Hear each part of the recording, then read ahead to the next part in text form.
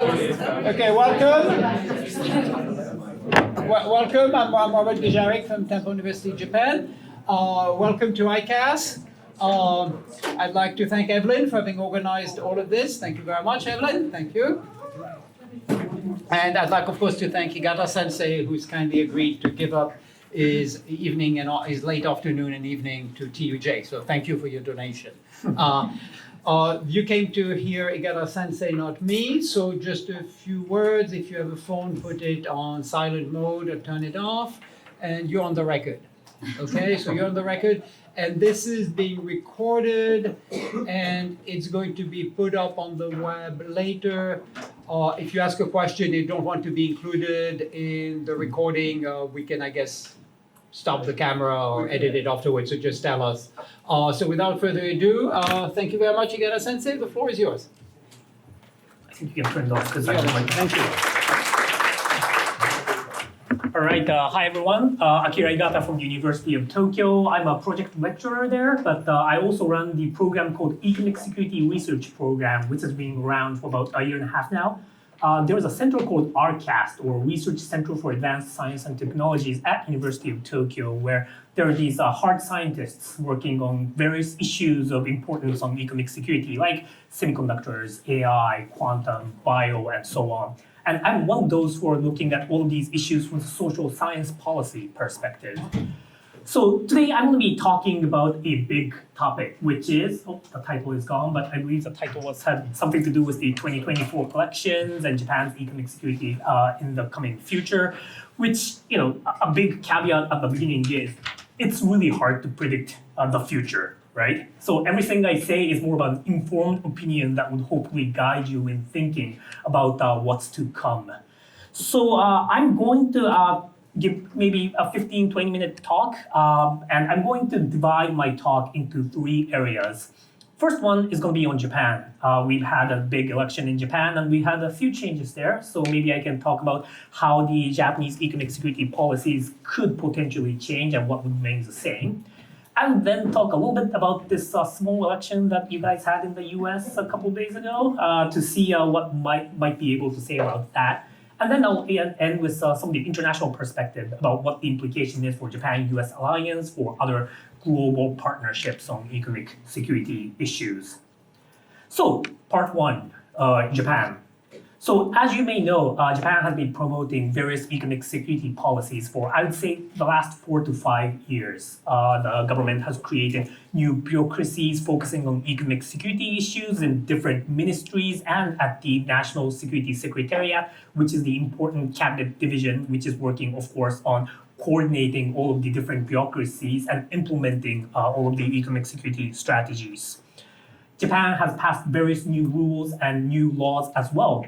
The most significant is called ESPA, or the Economic Security Promotion Act, which allows the Japanese government to engage in new areas of government support for the industry, like subsidizing supply chain diversification, or giving new subsidies to critical and emerging technology research, like, once again, semiconductor, AI, quantum, and bio. There are also important aspects in this ESPA which allows the governments to intervene into the activities of the private sector, mainly that of the critical infrastructure companies. So now the Japanese government can say which software, hardware, or services certain critical infrastructure companies can and cannot use. There's also various policies that Japan has been engaging in with regards to critical and emerging technology in general. Those of you who have been following this issue might know that the European Union came out with an economic security strategy earlier this year. And in that strategy, they used the formulation of the 3 Ps on CETs, or critical and emerging technologies: promotion, protection, and partnership. And I like to use this because it's, I think, a really easy way to understand all of the different policies that Japan is also taking. And I think you start to look at these Japanese government documents, and they've also embraced this concept of 3 Ps. But on protection, Japan has been increasing various controls on strengthening tech controls from research security by looking at different researchers in Japan who are foreign and working on critical and emerging technologies issues. Ministry of Economy and Ministry of Education has updated the guidelines on a deemed export, which is basically a way to say that not only things should be controlled, but ideas should be controlled as well. There have been a strengthening of the export control and internal FDI screening as well. On promotion, the Japanese government, in addition to all of these ESPA subsidies that I talked about, have also been doing a lot on specific technologies. For example, I'm sure many of you know about what's going on with semiconductors, with TSMC in the south and Rapidus in the north. You may also have heard of various biotechnology, biomanufacturing subsidies that Ministry of Economy has been giving to the Japanese companies as well. And then there are also various talent development on artificial intelligence and quantum as well. On the partnership, once again, there are various bilaterals, trilaterals, minilaterals working on economic security issues. You look at Japan-U.S., there are various technology cooperation there. You look at Japan-Australia, critical minerals cooperation. You've got all of the other trilaterals on Japan-U.S. ROK trying to work together on economic security issues, including countering economic coercion, for instance. There is the Japan-U.S.-Australia trilat. There's the new Japan-U.S.-Philippines, which is also looking at supply chain diversification issues. You've got Pillar 2 of AUKUS, which is focusing more on disruptive technology cooperation, and Japan is now thinking about joining in addition to other countries like ROK. And then there's, of course, the Japan-U.S.-Australia-India Quad, there's the G7, there's the Fab 4, which is looking at semiconductor issues, and the list goes on. And all of this is basically to show you that Japan has been doing a lot on the foreign policy aspect of partnerships on economic security as well. There are also other new laws that Japan has passed. For example, this summer, the Japanese government passed what is called the Security Clearance Law for economic security issues. And while the implementation has not started yet, the idea here is for the Japanese government to create a group of private sector folks working on industry area that has some relations to economic security, so that these private sector folks who has security clearance can be seen as a trusted folks where the Japanese government can safely share some sensitive information that could help in mitigating the risks or promoting some of the opportunities that Japanese companies would be able to pursue on economic security issues. Another big issue has been the active cyber defense, or ACD, that the current Japanese government is pursuing. They're still going to promote that. There has been talks about the government creating an economic security think tank. And also, if this is to happen, this is probably going to be in 2026 or probably even 2027. But there has been a lot of talks about the creation of some sort of an anti-espionage law in Japan.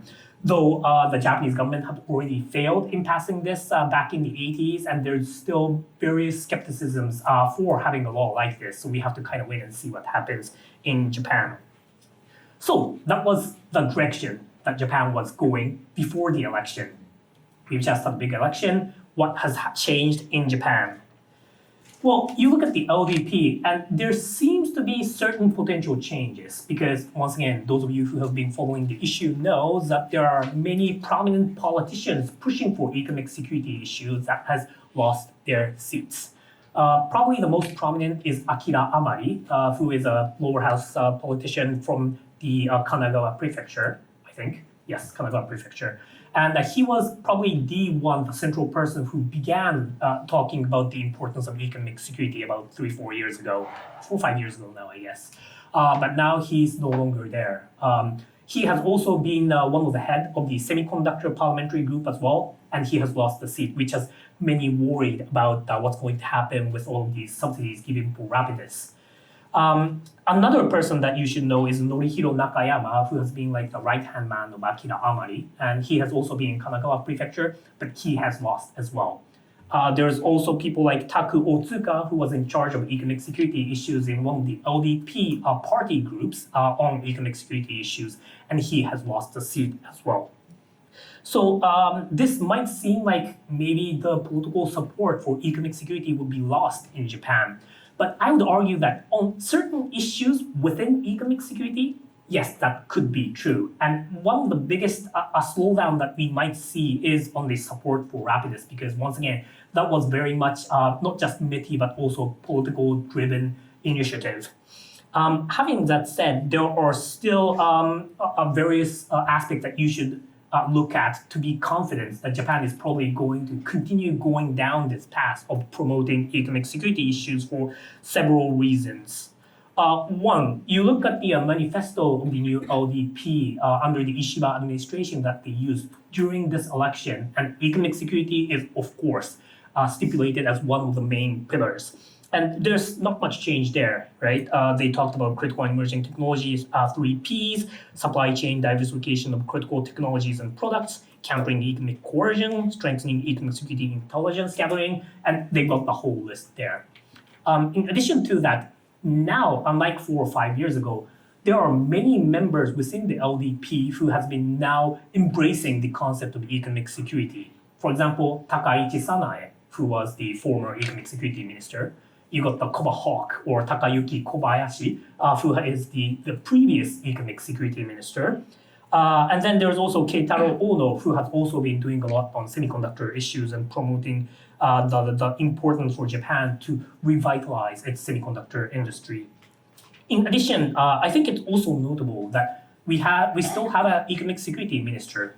The new economic security minister is called Minoru Kiuchi. And this is important to note because technically speaking, this Minister for Economic Security is an ad hoc ministerial position. I mean, there's no ministry for economic security, right? So you need a foreign minister, you need a defense minister, but economic security minister is kind of like an ad hoc. So sometimes different administration comes in and they can name some special minister for special reasons. And so once again, Ishiba didn't need to name an economic security minister if he didn't think it was important. He did. This shows once again that Ishiba administration thinks that this is important. Another interesting thing is that this administration is the first admin to name the Minister for Cyber Security, which also shows that they're serious about promoting cybersecurity aspect of economic security as well. So this is a little bit confusing, so just to clarify a few things. The Japanese government has had a cyber policy ambassador, but that's a position within the Ministry of Foreign Affairs. Now you have a cybersecurity minister, which is, of course, a cabinet member position. So that's the situation with the LDP. However, as we all know, the biggest difference is that now LDP and Komeito no longer has a majority, which means that they now need to create some sort of a coalition. Because you're here, I'm sure you already know this, but now the new stakeholder or the important party that you have to look at in terms of who has the casting vote would be the DPP, Democratic Party for the People, or Kokumin Minshuto. So whether or not they are for some of these economic security policies or not is going to be critical for the LDP and Komeito, the majority coalition, to try and pass some of these initiatives into law and policy. So let me talk a little bit about the position of the DPP on economic security issues.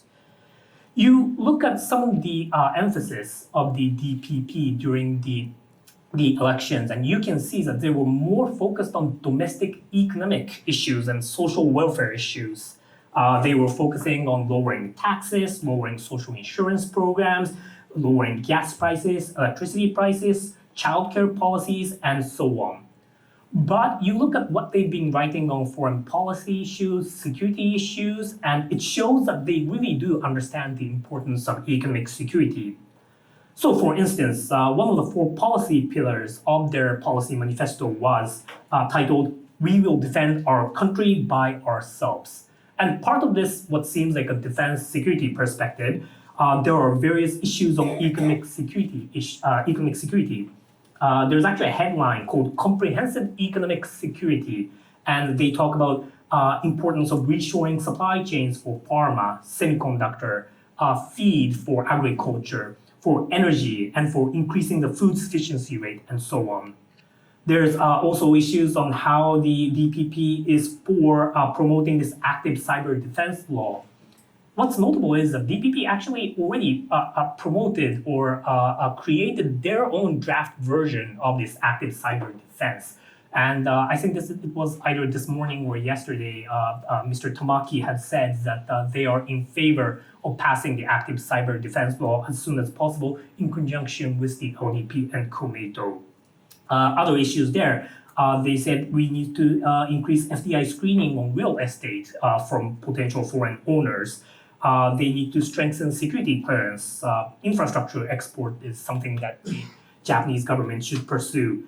IP protection is important. Protection of emerging tech such as AI, 6G, next generation telecommunication, drones, semiconductors, quantum, these are important. And they've also talked about the importance of countering disinformation, which is somewhat related to economic security issues. So that's all out there. To share with you potentially some new data points, I have been invited to the economic security study group that DPP hosted about 3 years ago now, which shows that DPP has been looking at this issue for a while now. Mr. Tamaki, the head of DPP, has his own YouTube channel. I think it's like a silver channel or platinum channel, so a lot of people watches it. But during this Tamaki channel, I was invited to give a talk on the importance of critical emerging technology development in Japanese research centers, and he really understood that the Japanese government would need to subsidize more into this basic science research in Japan. I also had a little bit of chance to chat with him privately recently, and I think I can just say this, but I talked about the importance of thinking about the policies on how the Japan should deal with the increasing pressure potentially from the US to engage in, or at least think about the outbound investment screening issue, and he seems to understand that as well. So this all shows that DPP would probably be in favor of most, if not all, of the economic security policies that LDP and COMATO has been pursuing. Now, in addition to this, you look at who is actually behind this motivation to try and increase economic security in Japan. And I think you can identify the fact that it's not just the politicians, right? Now, I think that this trajectory to promote economic security in Japan has moved not just the political sphere, but towards bureaucracy and industry and local governments. Long story short, all of these different stakeholders in Japan has promoted economic security issues, and there are strategic documents out there. You can find statements out there saying that, yes, we understand that there needs to be increasing government intervention into the private sector. So that's the situation in Japan. Now for the fun part, what about the US? Of course, we know that the presidency went to the Republicans and the Senate also went to the Republicans, but the last I saw, I don't think the lower house has been called yet, even though it looks like, I think the guess at the moment is there's like 80 to 85% chance that the Republicans would take the lower house as well. But I think that is one important issue that we have to continue looking at, because if it ends up being so-called triple red, then I think that the President Trump and the Republican administration could really do whatever it wants to do without any type of oversight. So in the beginning, once again, let me say that I think that the main characteristic of the Trump administration is that the policy predictability is extremely low. So once again, what I'm going to say from now on is more of an informed guess on what we could expect. Also, I think it's important to note that looking at what has happened during the first term of the Trump administration, what the president-elect would say and what he would actually do, there's an important gap there, right? So I think it's important to realize that not everything he says is going to be policy. So there's that gap. I think it's also important to see who's going to be the senior appointment who's going to be at the senior appointment position within the administration, because there are many outside advisors who claim that they advise the Trump administration, or who claim that they're a close confidant of President-elect Trump. But their positions are somewhat different, right? So once again, another important caveat is that we kind of have to wait and see what his cabinet and advisors look like. I think that's enough hedging. So here's my take. surprise. I think that the US-China tension is going to increase. I'll start with some of the potential counterpoint to this, right?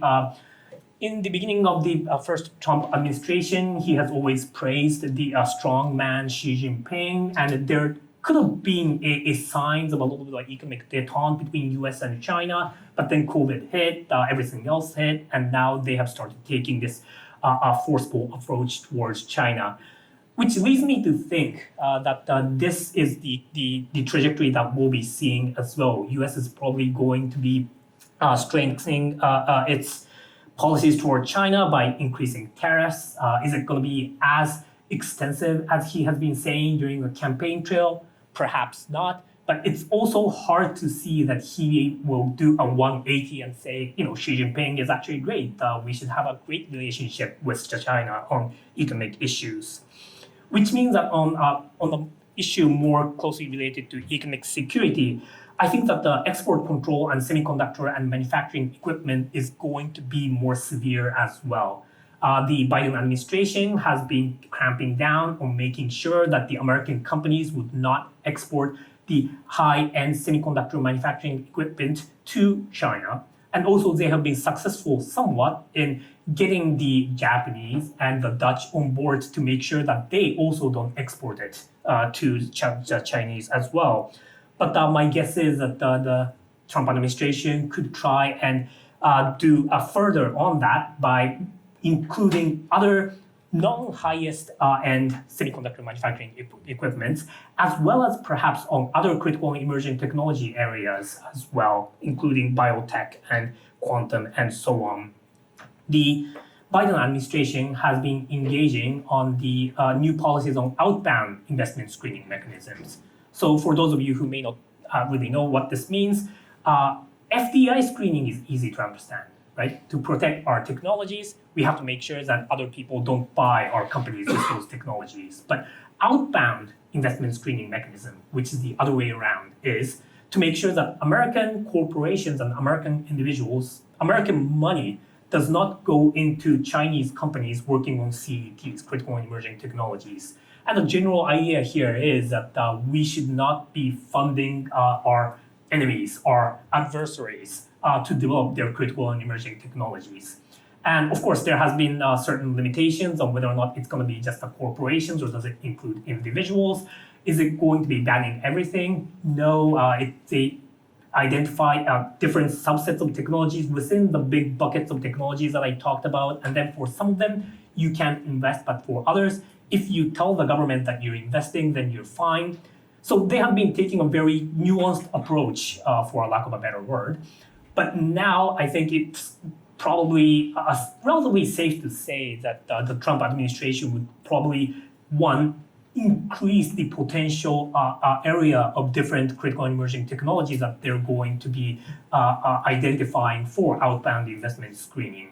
And I say this because there is a little bit of evidence. You look at what's going on in the parliament, and during the last session, mainly Republicans have submitted a bill that includes not just the semiconductor AI and quantum technologies, but also including things like supercomputers and hypersonics and other technologies. President Biden also recently mentioned that maybe they should include biotechnologies as well. But the trend is clear, right? I think it's going to be that the Trump administrations are going to be expanding the outbound investment screening, export control, various tech controls against China.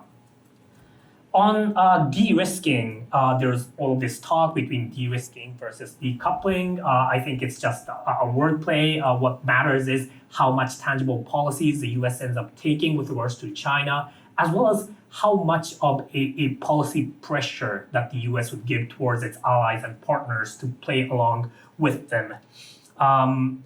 Also, I think regarding the de-risking, technically speaking, if you want to reduce excessive reliance on certain countries that are high risk, like China and Russia and other countries, it's important to note that it doesn't necessarily have to be reshoring, right? In other words, you don't have to move all of your factories or your supply chains back to your own country. The idea is that as long as you have your supply chains in areas within countries that you can trust somewhat, where there's somewhat of a stable supply chains, then that should be okay.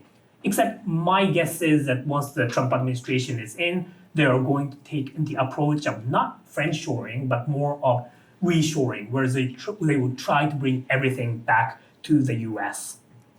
Critical and emerging technologies, of course, once again, there are various aspects to CETs, but one characteristic that I have been seeing until recently is that sustainable technology was seen as an important aspect of critical of these CETs.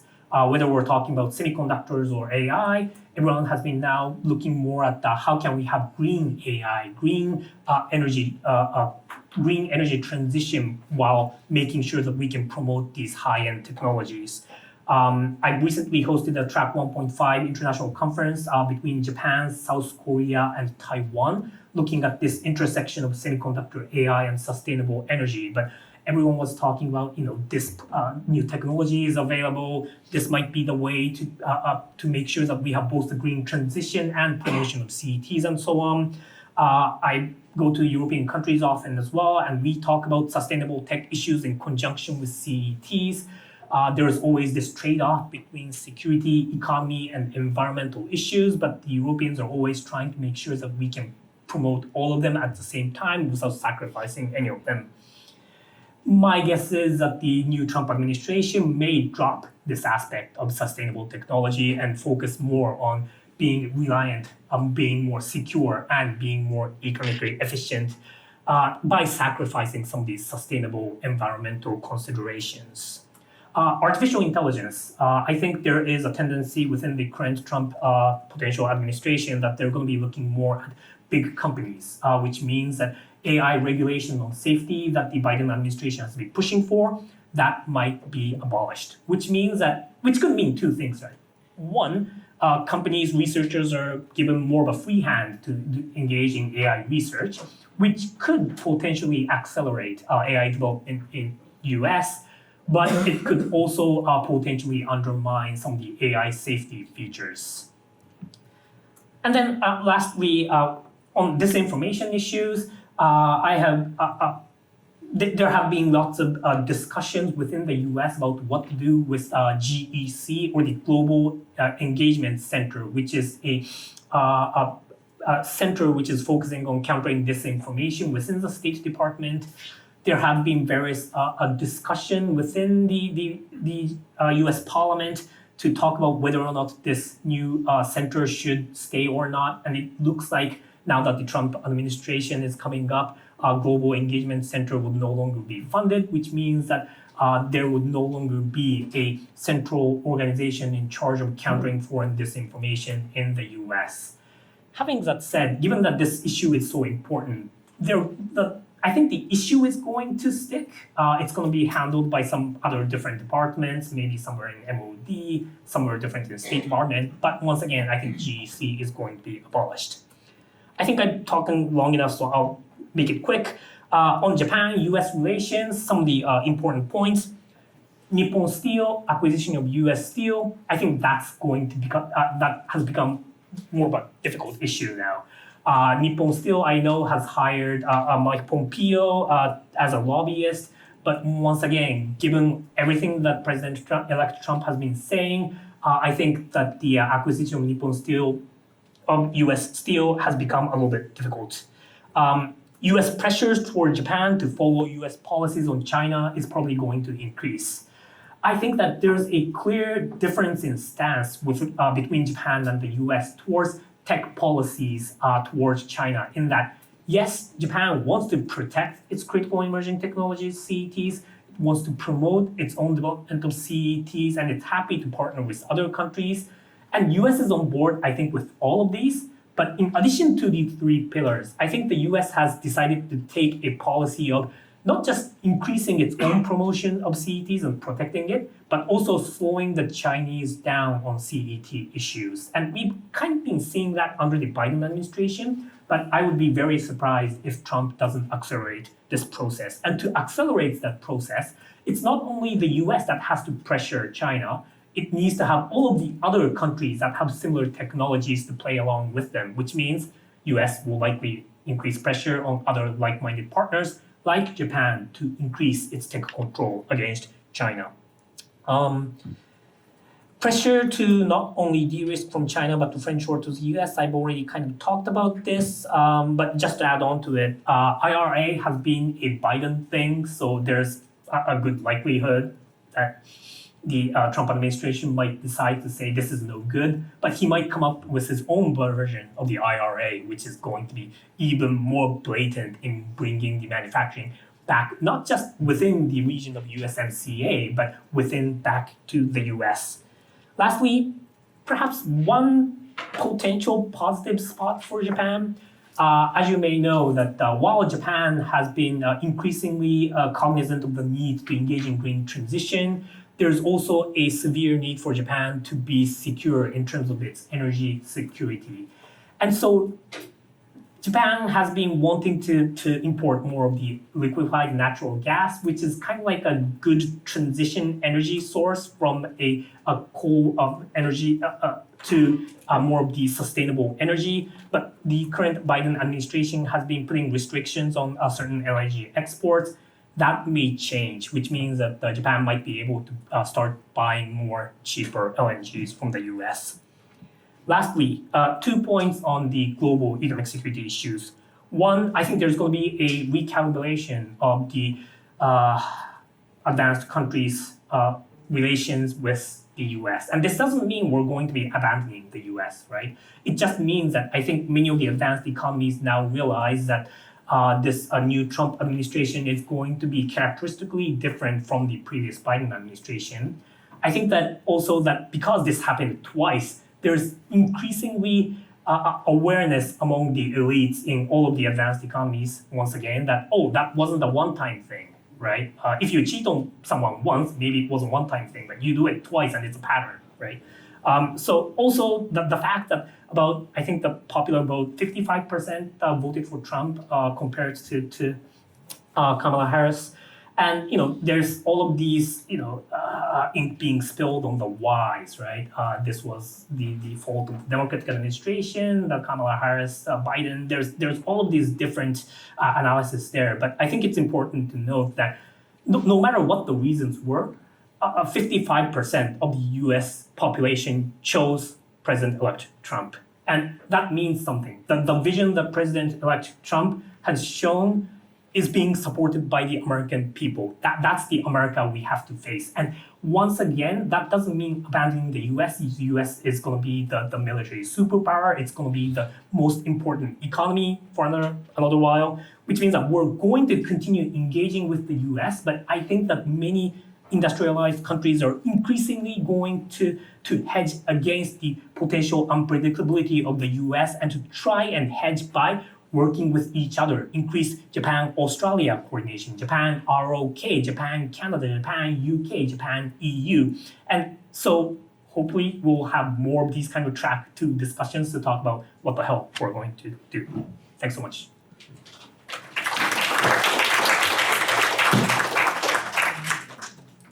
So yeah, sorry about that. I think I spoke for too long, but you want? That's okay. Just thank you very much. I'd like to thank Megumi for amazing translation skills.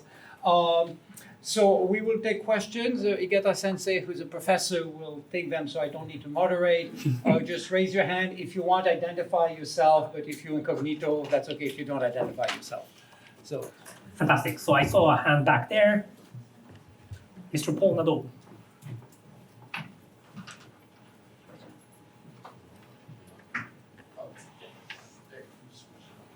Hi, Igata Sensei. Thank you so much for your talk. My name is Paul Netto. I'm a professor here at TUJ, and I'm also a visiting research fellow at the Institute of Geoeconomics. Thank you very much for your talk. Question for you.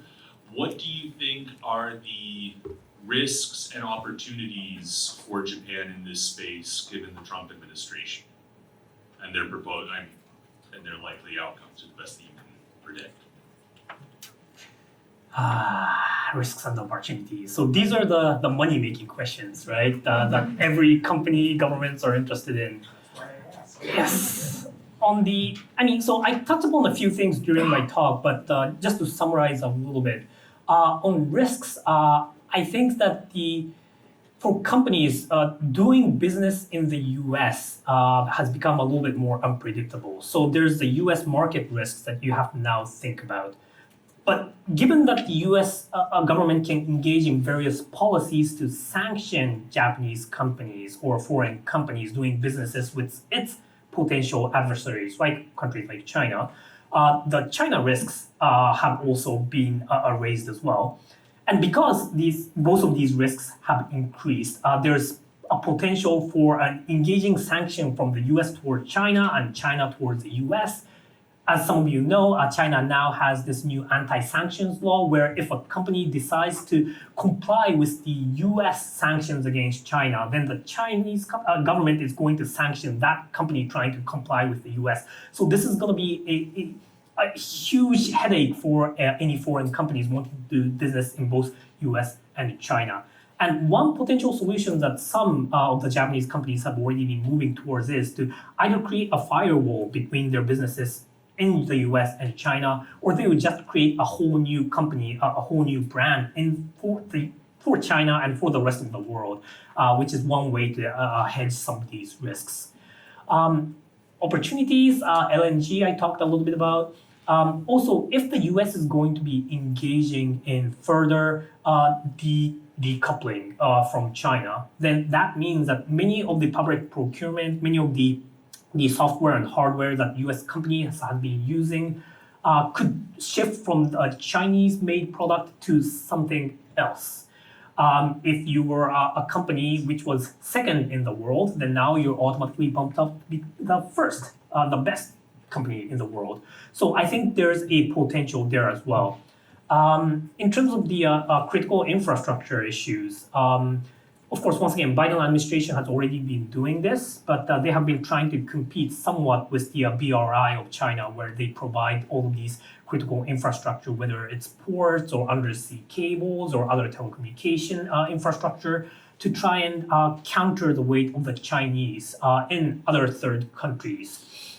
This might accelerate, which means that those companies in Japan who has had comparative advantage in those areas could potentially take away the Chinese dominance in these areas by working with the US to provide some of the secure and safe critical infrastructures in third countries. Let me try and come back to you afterwards if I come up with other risks and opportunities, but those are my first quick takes. Yes.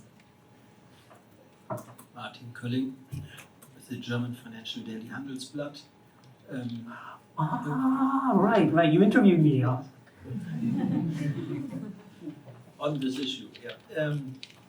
I was wondering, two related questions. I was wondering about the impact of potential or possible tariffs, import tariffs, on Japan, and also there are talks that Prime Minister Ishiba wants to meet Trump as soon as possible, like Abe did before. How vital do you think is Japan for the United States under Trump? And how high is the possibility that the new Japanese Prime Minister will also develop a special relationship with President Trump and basically will be able to mitigate some of the trade war pushes? Great question. I have to tread carefully with the answers though, or else I would be persona non grata in different places. So tariffs, once again, if you believe what President-elect Trump has been saying during the campaign trail, then yes, trade tariffs are going to be one of the main weapons that the new administration is going to be using, no matter if you're an adversary or friends or allies. I think that there's enough anxiety in Japan about potential tariffs towards Japan on automotive sector that has been a little bit unsettling for the Japanese because that's going to hit the Japanese industry a lot.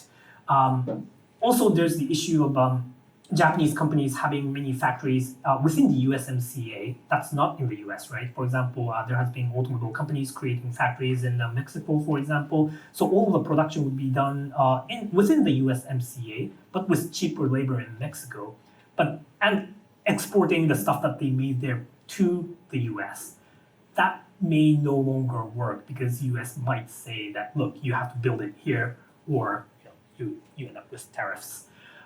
You also look at the trade deficit between Japan and the US, and Japan has been selling more than it's buying, which could lead President-elect Trump to say, look, you have to do something about this, which means some of this might be able to be mitigated a little bit by Japan buying more LNGs, like I talked about a little bit.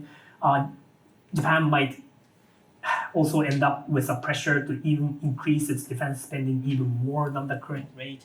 And maybe the Japanese would end up buying more defense equipment from the US, which might once again mitigate some of these trade balances. But it's going to be very difficult to balance that, right? So I think there is a huge risk that the Trump administration would engage in those kind of using trade tariffs even against allies like Japan.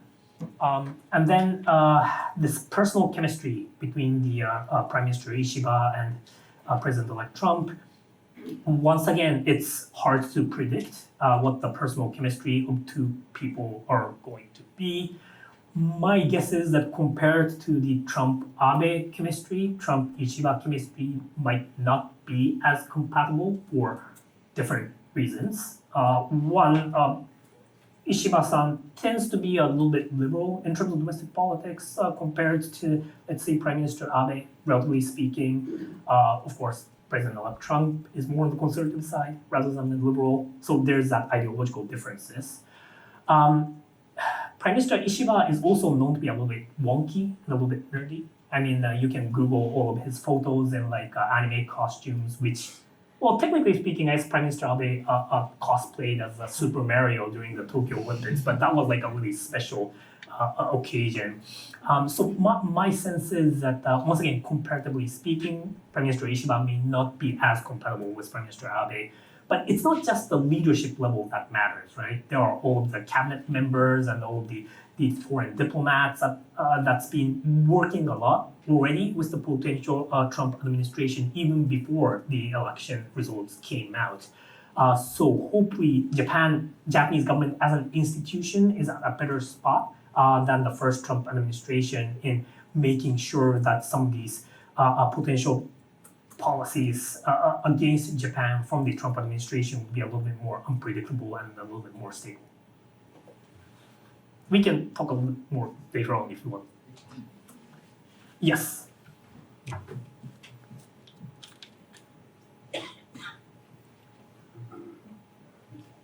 Thank you for a very interesting talk. I may be misinterpreting what you were saying, but it seemed that you are of the opinion that the new Trump administration will be roughly consistent with the old Trump administration. A lot has been made during the campaign about the fact or the possibility that the advisors and cabinet in the new administration will not have the same mainstream Republican representation as the new one. And a lot of talk, uncharitable perhaps, that the guardrails are off, the adults have left the building. Do you see a greater potential for a more extreme discontinuity in policy than maybe you've indicated in your talk? Michael Lee, I'm sorry. Michael Leeds from Temple University main campus on loan to TUJ. Fantastic. Thank you so much for coming all the way to Tokyo just to hear me talk. So I think I'm talking in relative terms, right? If you look at, for example, President-elect Trump's policies against Europe, NATO area, I think there might be a drastic change there. You look at their social policies, LGBTQ policies, abortion issues, gun rights, that would even be more of a gloves off type of thing. But then you look at, once again, the economic security issues that I've been talking about. Relatively speaking, I think that there's more of a continuity between not just the first Trump administration and the second one, but also with the Biden administration. Because once again, you look at some of these policies on critical emerging technologies, economic sanctions, economic regulations toward China, supply chain diversification. You look at all of these policies under the Biden administration, and it's actually a continuation of the first Trump administration. So in a way, even the Biden administration was a little bit of a gloves off compared to Trump 1. And then you have Trump 2.0, which I think would, yes, it could go extreme very quickly, but yeah, once again, compared to other aspects of policies, I think relatively speaking, I see a more of a possibility for incremental change than a drastic change, partly because if you really want to go extreme in this area, then it's really going nuclear in a way, right? I mean, what's like the non-incremental extreme step in, let's say, U.S. critical and emerging tech policy towards China? I guess it is possible to say that, look, we're no longer going to be limiting it to certain critical emerging technologies. We're going to say just no to any type of Chinese students coming to the US, or we're going to be saying no to exporting any type of semiconductors towards China, whether or not it's high end or low end. They could try and start talking about how they're just going to not buy any Chinese products from any Chinese products to the US for public procurement and so on. But if you do that, then the economic cost toward the Americans are going to be so large that it's relatively easy to see what type of domestic backlash they're going to get from those extreme economic security policies. And I think there's a realization among, or awareness among the potential cabinet members, senior appointees on these issues from the Trump election campaign camp that I expect more about incremental change than a hugely drastic change. But once again, I want to caveat that it really depends on who he names as his main cabinet position advisors. Some of the potential senior advisors have been talking about a pretty extreme measure. So yeah, we kind of have to wait and see who he really appoints. Sorry, I fudged a little bit on your answers, but no, thank you so much for the fantastic macro level question. So one of the reasons why terms like economic security or geoeconomics or what have you, the reason why this has become more prevalent in not just Japan, but in different countries around the world is precisely because now there are issues where economics and security overlap that needs to have new government interventions, new government policies. And my hope was that even though countries pursue all of these economic security policies, you would start to have only a partial de-risking, which basically means that once again this high fence, small yard type of concept, right? For certain critical and emerging technologies that has military implications, for certain critical infrastructure that needs to be protected, for limited areas, we need to make sure that for security reasons, we become a little bit more protectionist. We become a little bit more, we're going to subsidize a little bit more industrial policies to try and create national champions and so on. But for everything else, we're going to continue clinging on to this free trade of a WTO regime that we have had, which has served us, all of us, well for the last couple of decades.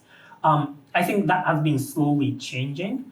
And if the new President Trump-elect decides to do what it has been saying that it will do, then I think it's basically a death knell for the WTO regime, right? I mean, tariff this, tariff that. That's not the free regime we're seeing.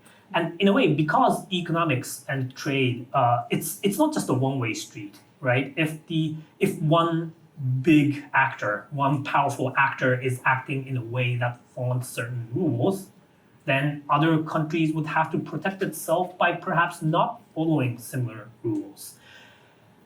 So once again, it really depends on how much of these international rules that the new administration would decide to untangle, if you will. But overall, I think there's a high likelihood to say that we're moving towards that era where protectionist policies were more accepted, and not just by the international community, but in different domestic countries as well. But we also all know that you do that too much and it's going to hurt our innovation, it's going to rise the costs of everything. And usually those rising costs would come back to the consumers themselves, right? So there has got to be some type of balance between not doing too much, but trying to make sure that we are doing more with other trusted partners, which leads me to think that, and once again, this has been a long winding answer, I know, we would likely see maybe a Chinese-led economy that's relatively doing more trade with each other in their own sphere of influence. And then you would have more of the so-called free economies doing hopefully more R&D together, more trade together,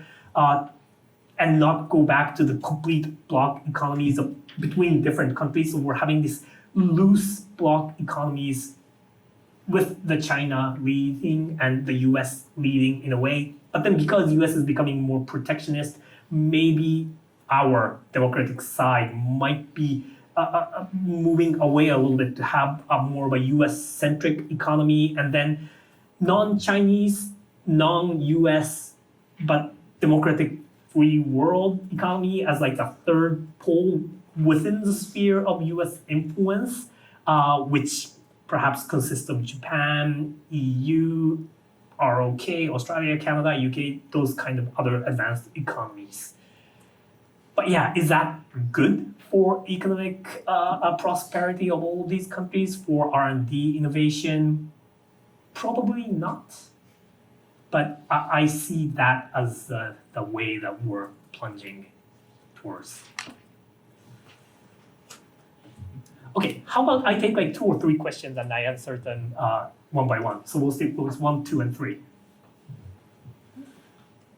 Hello, Maud Gittins, British Embassy, Tokyo. I think you covered this a little bit in your last answer, but I'm conscious your presentation at the end there focused on kind of advanced economies and a little bit about what we were just discussing, global economic fragmentation. The expectation is that it's going to take about 7% off of global output eventually. What do you think the impact is going to be on the kind of emerging and developing economies, and what is the role for Japan as a trusted partner of ASEAN, for example, in reaching out to the so-called global south? Fantastic. Right. Hi, Sensei. Thank you for your magisterial presentation. 2, if I might, very brief questions. First of all, you mentioned the new Trump administration may well eliminate the Global Engagement Center at the U.S. State Department. I'm wondering if you could tell us why that would be. My personal interest is, when I was with the State Department, I was actually the founder and first director of the CTCC, the Counterterrorism Communications Center, that was the predecessor office to the GEC. And this was conceived of as being a State Department publicly accountable and attributable effort in the information space, as opposed to the non-attributable and clandestine efforts being carried out by the Department of Defense and the intelligence community. So why would the Trump administration attempt to shut down the publicly accountable organ of the US government pushing back against disinformation? Hi, my name is Kotaro Watanabe. I'm a student from International Christian University, Oh. ICU. I graduated from ICU. And my teaching advisor is Professor Stephen Nagy. Oh, Uh, is he? He's not here. Okay, never mind. Yeah, but my question is, I remember like Taro Aso, who had a good relationship with Trump, visited Trump Tower and met him during former Kishida administration. And does that even have a positive effect on future US-Japan relationship, especially like economic area? And if so, how? All right. Thank you so much for those great questions. Let me go back in the reverse order because I feel like Maud's question was the hardest to answer. With regards to this personal relationship between Aso-san and the Mr. President Trump, any type of political relationship, I think, is going to be critical. I mean, you have to have these relationships between different parliamentarians.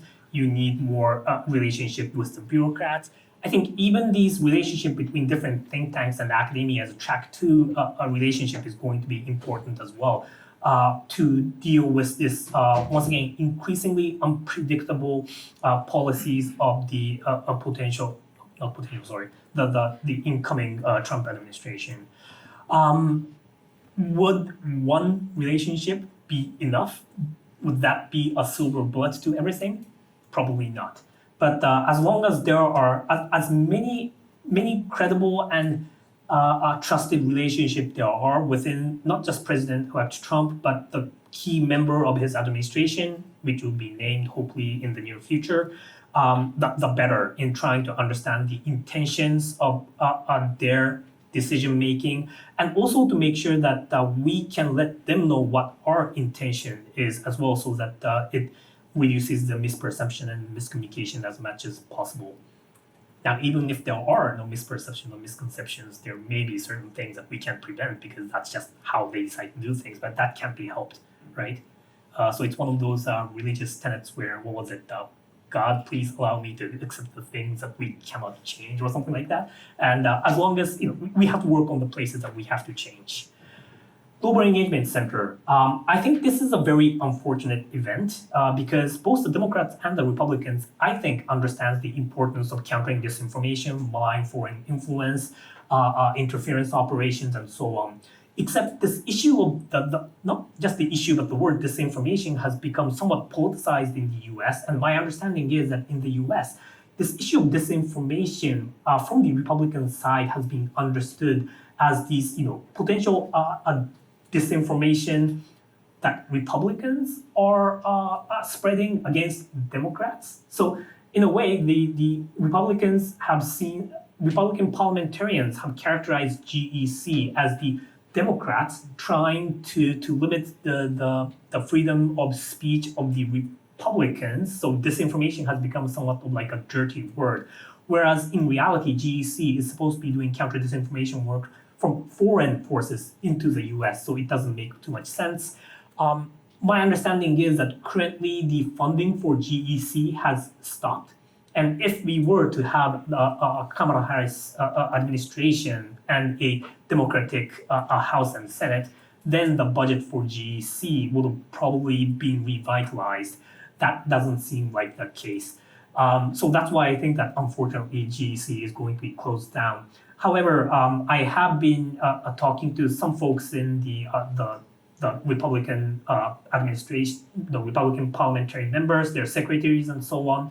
And they've all assured me that even if GEC might be eradicated, the work that they're doing is going to continue. So let's hope that that continues. Global South, Japan's role. So in a way, if you look at Southeast Asia, their main policy has been DMUC, right? DMUC. Don't make us choose. We want to work with the US, we want to work with China, we want to work with everyone. And as long as they can keep the freedom to do so, I think they would continue to do so. There has been increasing areas where either the Chinese side or the American side has been pushing to make them make a choice. I think that under the new administration, there's an increasing possibility that they would pressure the Southeast Asians, other global South countries, for lack of a better word, to make a choice. When that happens, I think there's a way for Japan to piggyback on this, to try and say, look, if you don't want to make a choice, come to us and do business with us, right? Especially on, for example, on talent development, the Americans might become, for example, more stringent on its restriction on, let's say, Chinese ethnic Southeast Asians. From the Japanese perspective, if they do not have any high risk potential characteristics, other than the fact that they're of Chinese ethnic origin, then I think Japanese education systems should be open in accepting them, as long as they're good enough, of course, and engage in a joint R&D. I think also that because of these US pressure against China to de-risk and decouple, once again, I think that there's going to be an increasing tendency to bring everything back to the US, but they can't make everything in the US, right? Which means that some of the production that was being done in China has to go somewhere else. Perhaps ASEAN countries can step up and be that, or maybe it's India, or maybe it's Central Eastern Europe, or maybe it's Africa, depending on which industry you're looking at. I think this restructuring of the supply chains and market dependence means that there's going to be new opportunities somewhere around the world. So if there's a way for the Japanese government to work with these global South countries, especially Southeast Asia, where we already have many of the industries there, enough track 2 coordination there to work with, there's probably a way to try and make sure that we can work and capitalize on this opportunity together. Just a quick hack tip, folks from, I think I can say this, Japan Foundation is here, and they have been doing a lot on Japan Southeast Asia coordination, intellectual exchanges, language training to try and, once again, try and create this new environment where Japan and Southeast Asia can work together even more than before. And I think these kind of grassroots coordination is extremely important in making sure that we can coordinate in these new areas of economic security issues. And once again, shameless self-promotion, we have been working to try and get about a few Southeast Asian scholars, maybe in their 30s to 40s, who are interested in working on economic security issues for about a year with me at RCAST University of Tokyo. I think the deadline is in early December. If you know any folks from with ASEAN nationalities, ASEAN passport, interested in doing economic security research with me at RCAST University of Tokyo, then please let me know and I'll be more than happy to send them the application. Right, I know we had a couple different hands up. 1, 2, 3. Thanks. Peter van Roost, the Netherlands Embassy here in Tokyo. Specific question on Rapidus. I was quite surprised you singled that one out as a potential with some LDP heavyweights not coming back, that this could face some more criticism. So just wondering where this criticism would come from and what should we look out for?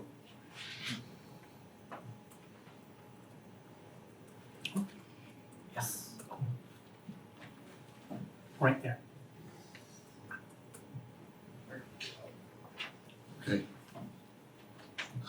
Alice Young with Bloomberg News. Igata Sensei, thanks very much for a great presentation and for your time when I've called you to ask you questions about things I don't know much about.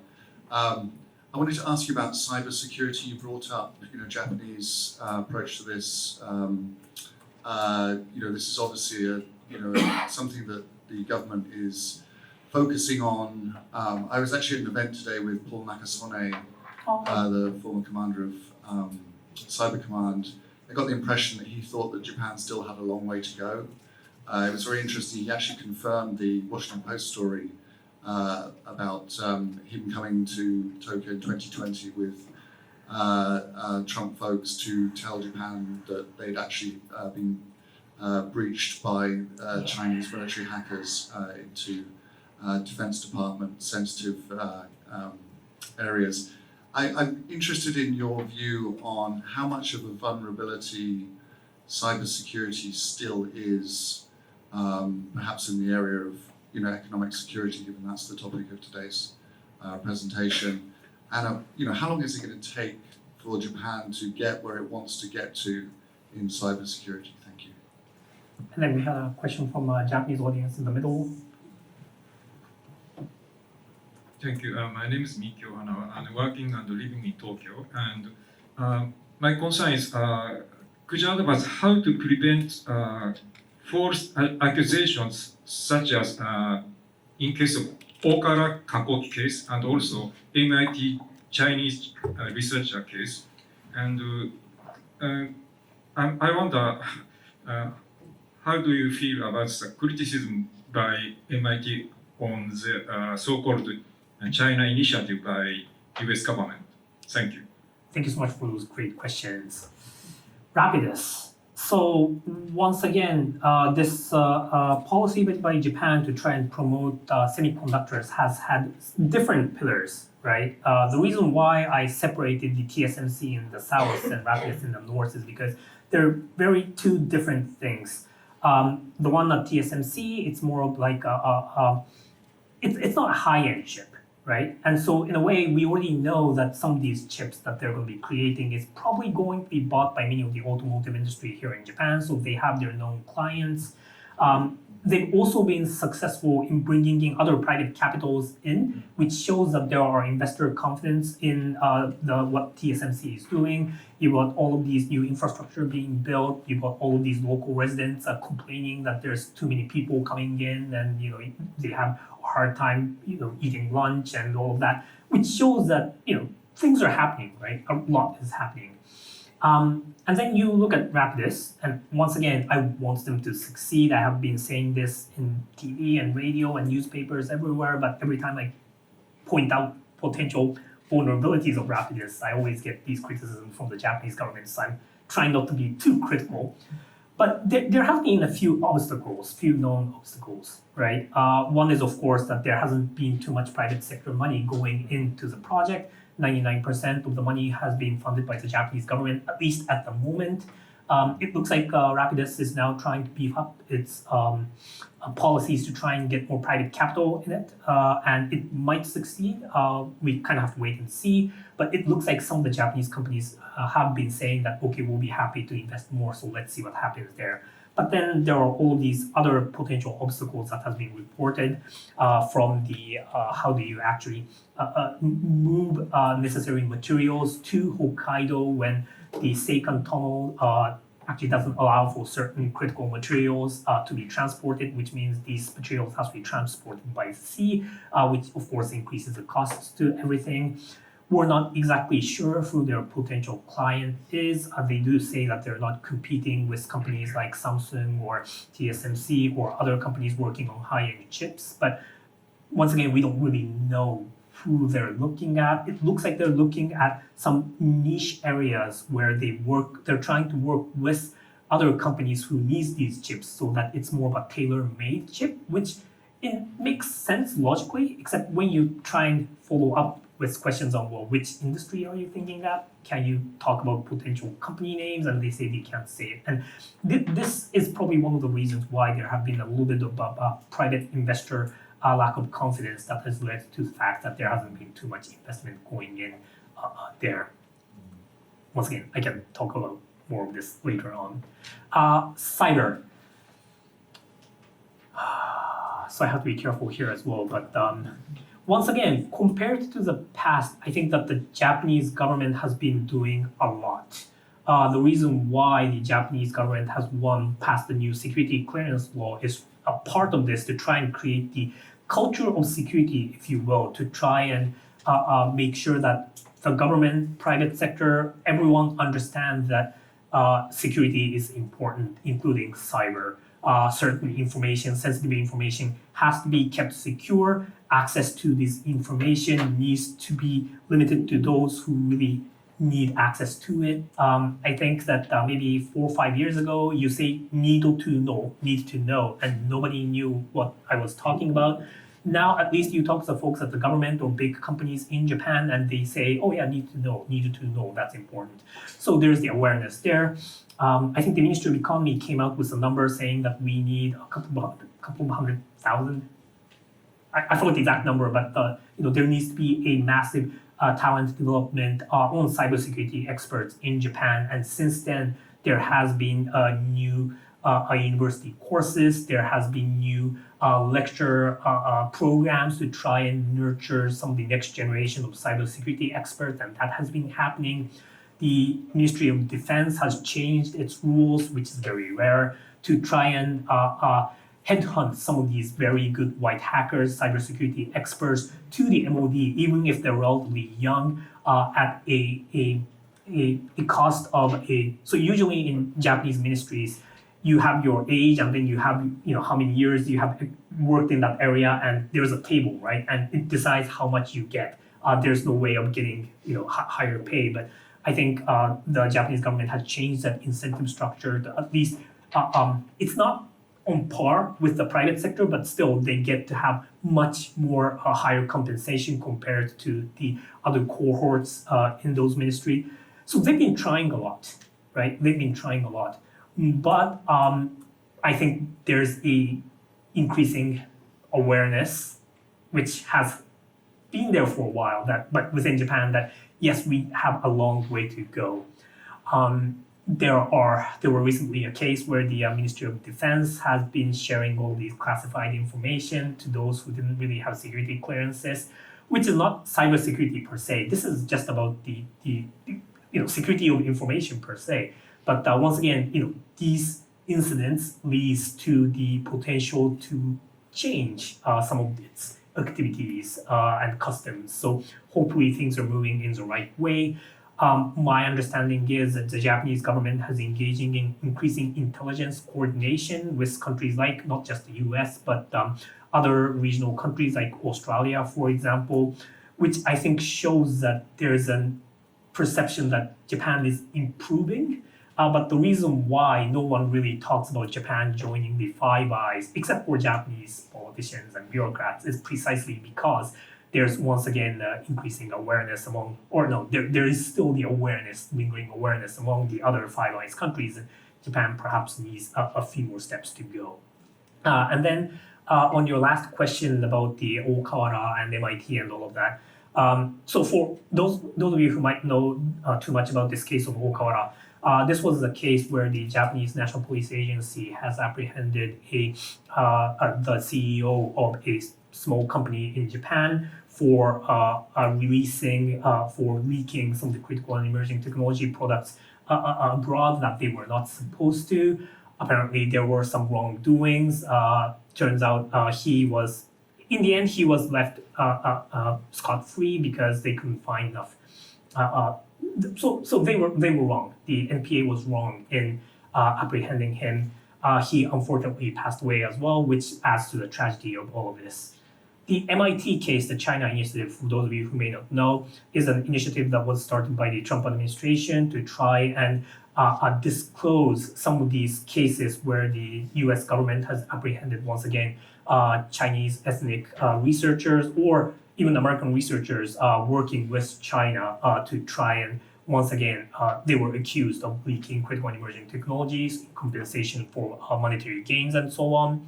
Of course, some of them were legitimate, but there were a few cases where it turned out that it wasn't just true.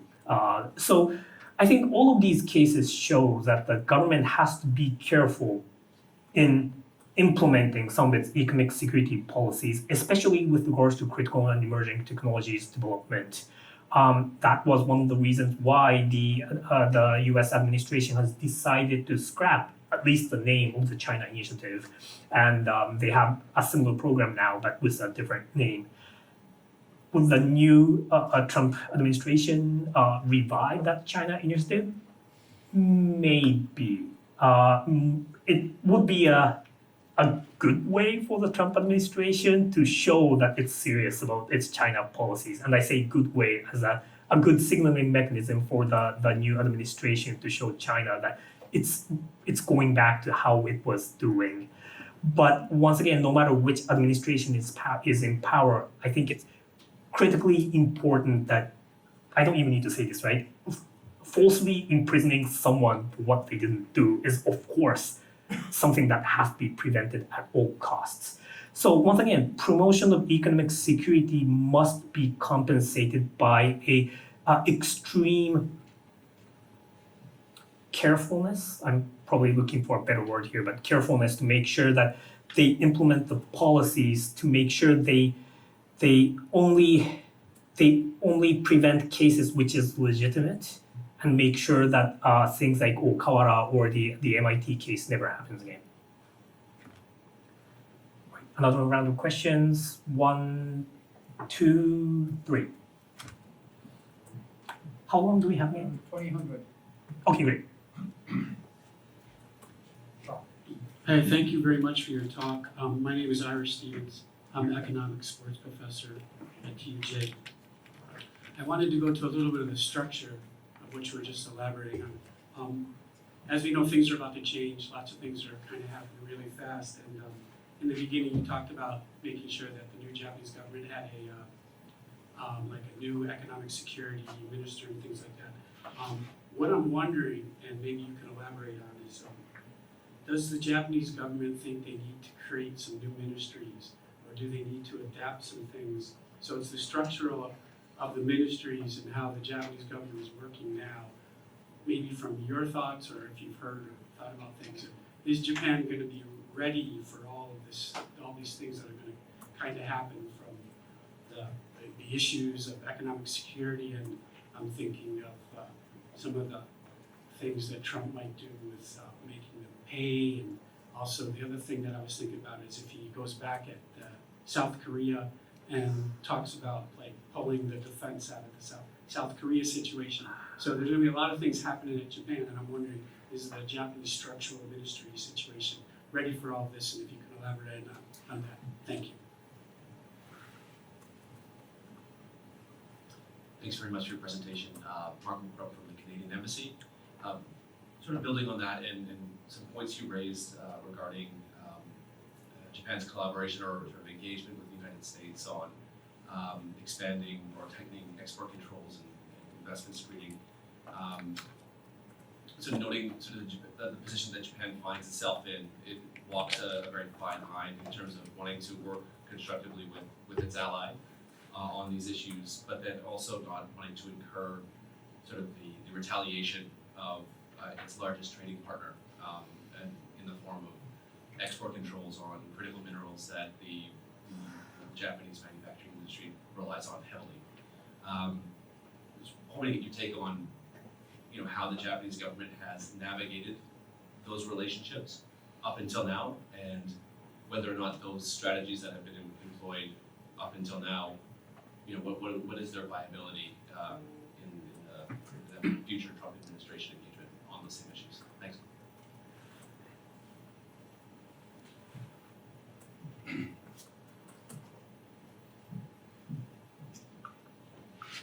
Thank you very much. I'm Jenny Corbett. I'm an Emeritus Professor of Economics at the Australian National University and Oxford University, and a visitor at the University of Tokyo.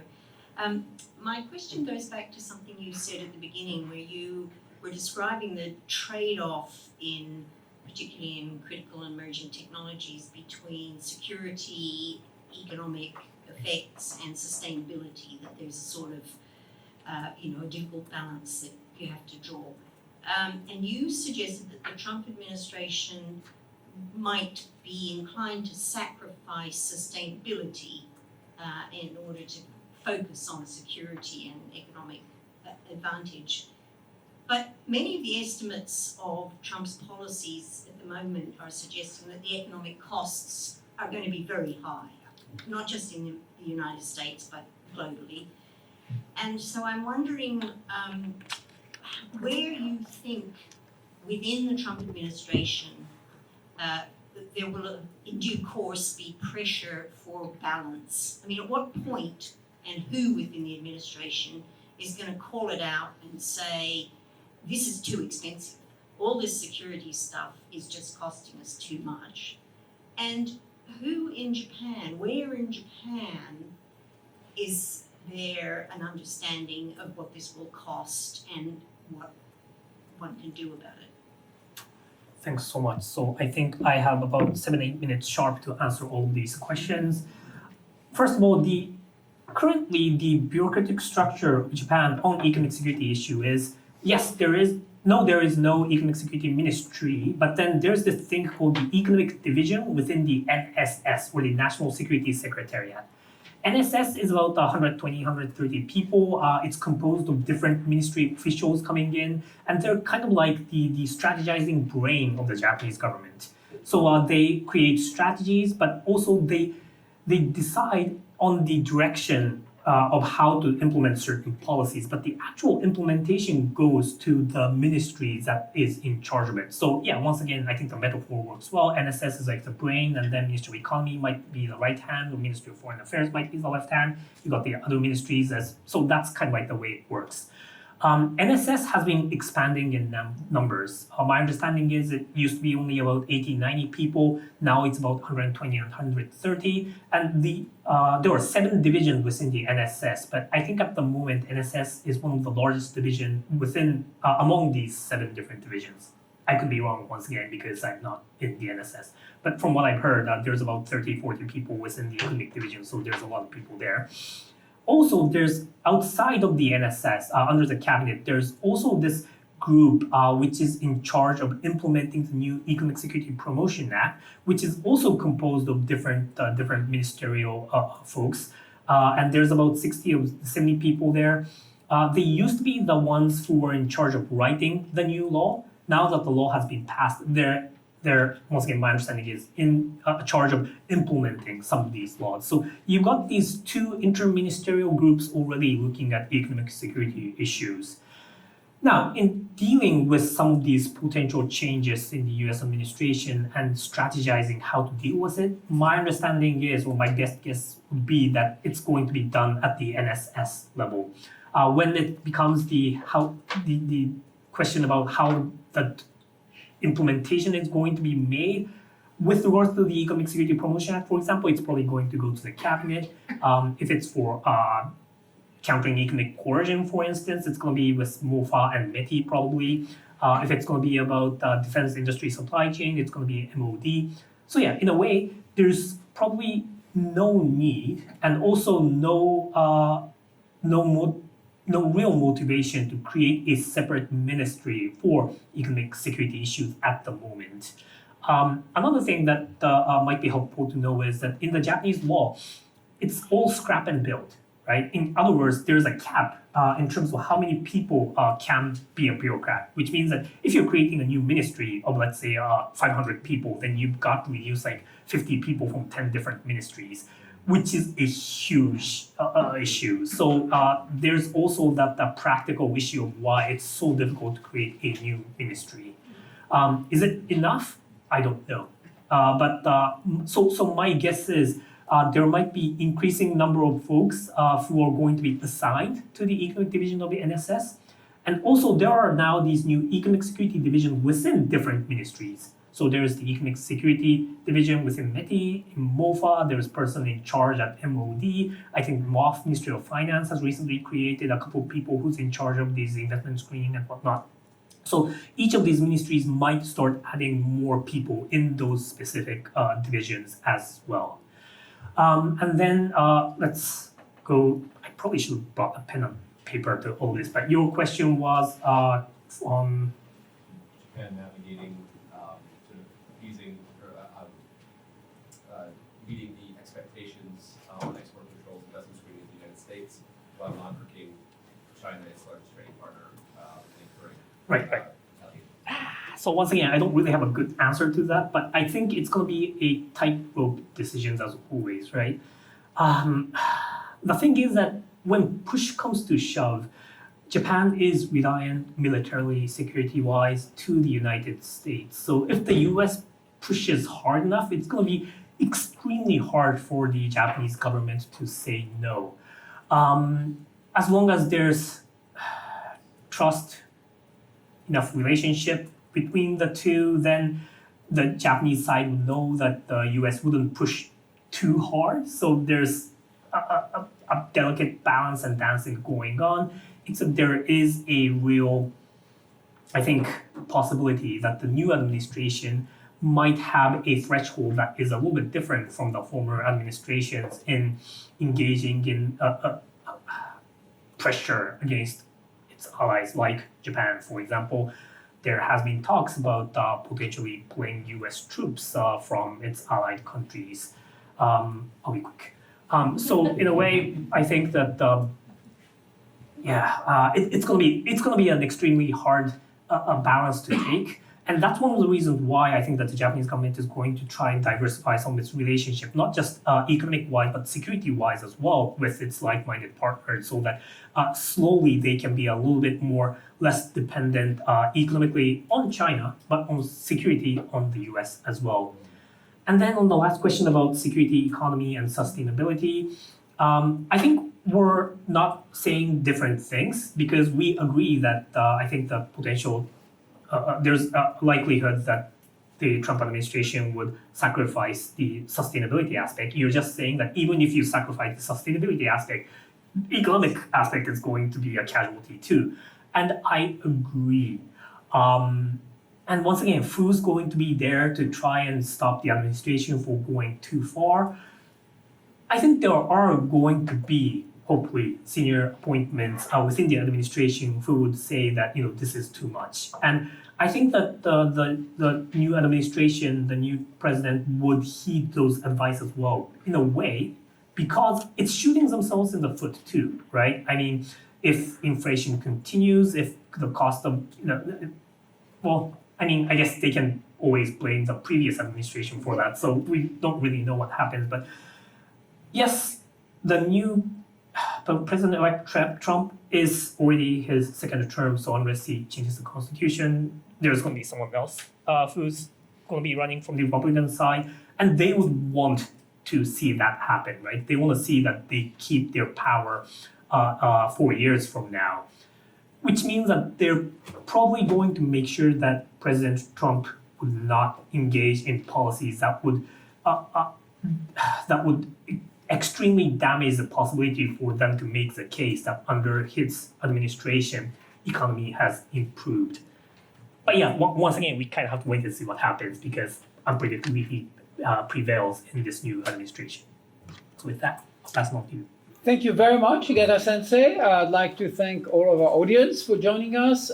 If you haven't got an invitation from us directly, give me your business card, and I will take care of putting you on our email list. And I'd like again to thank our student workers, Ian, Megumi, and I'd like also to thank our coordinator, Evelyn, who runs the shows here. So thanks again, and thank you so much, Igata-sensei. Thank you.